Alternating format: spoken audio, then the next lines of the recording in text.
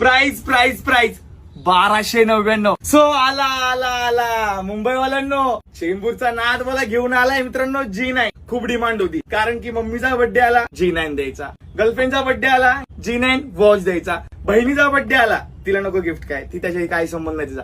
पहिली बात सांगतो, मार्केटमध्ये याचे डुप्लिकेट खूप जण विकतात आहेत कमी रेटमध्ये, पण मित्रांनो आपण खतरनाक असं वॉच घेऊन आले.